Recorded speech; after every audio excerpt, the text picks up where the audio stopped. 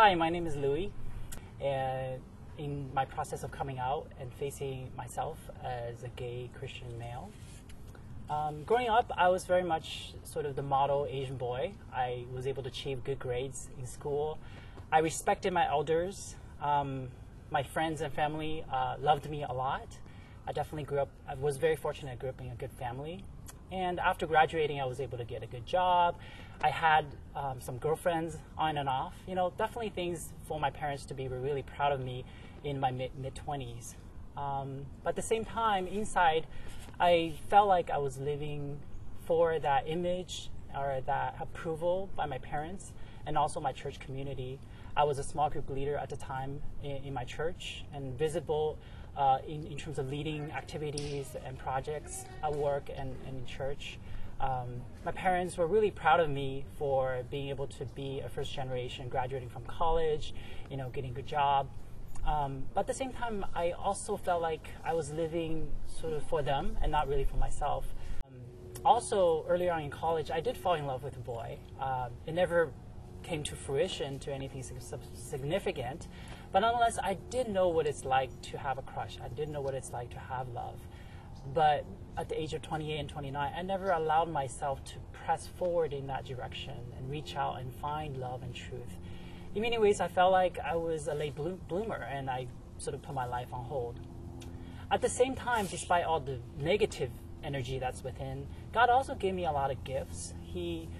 Ever since growing up, I was always an advocate for justice. Seeing the kid in the class I was beat up, I kind of came to grow in my adolescence earlier than other boys, so I would always stand up instead of bullying others. I would fight for those who were the underdogs. In college, I stood alongside my African American and also Latino friends to fight for immigration rights against racism.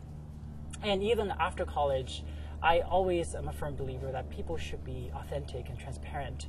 And yet when I look at myself in the mirror at nighttime, I oftentimes feel really sad that I can't be the person who I want myself to be.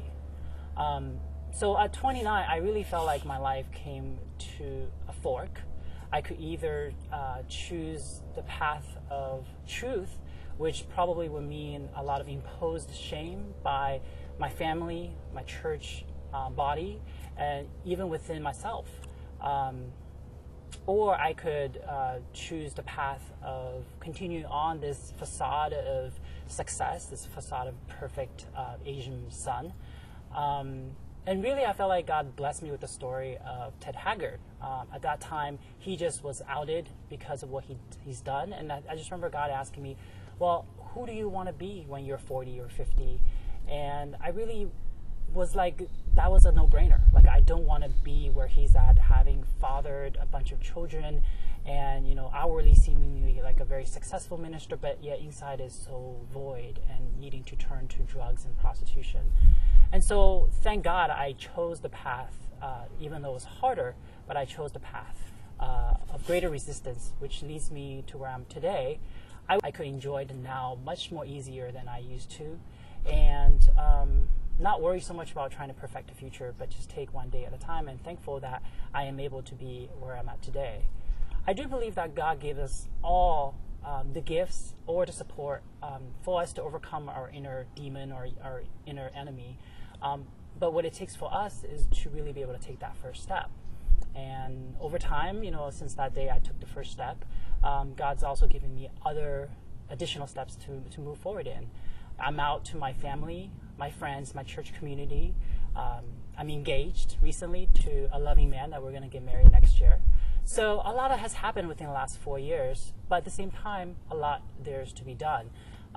There is more equality now today, but there definitely isn't fully equality. And so I know for a fact that I will continue to grow deeper with God as I take further steps that challenges my faith. Thank you.